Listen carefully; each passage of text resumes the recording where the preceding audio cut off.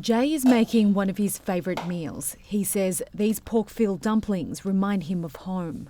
Because my mom always make the dumplings for me, it's all handmade and I can only buy it from the store. The university student spent months on the front lines of pro-democracy protests last year, many of which led to violent confrontations with police.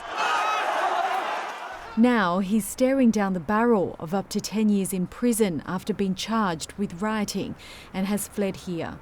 It was a very urgent decision, and my parents were told just 10 hours before the flight.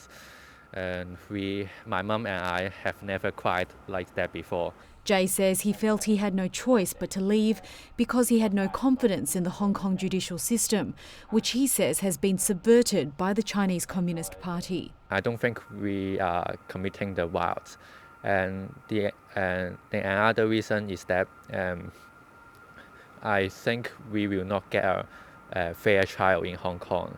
I think the legal system is destroying by the government and CCP. The concept of Hong Kongers seeking asylum is a relatively new phenomenon. For decades, the bustling metropolis was a place people fled to rather than from.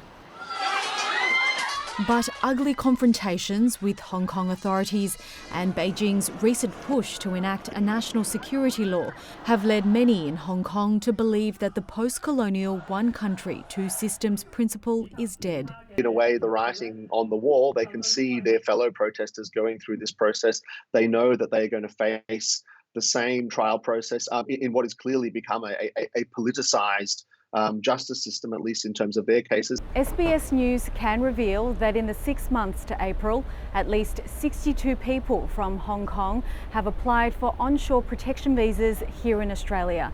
Canada and Taiwan have also emerged as favoured destinations for Hong Kongers seeking asylum.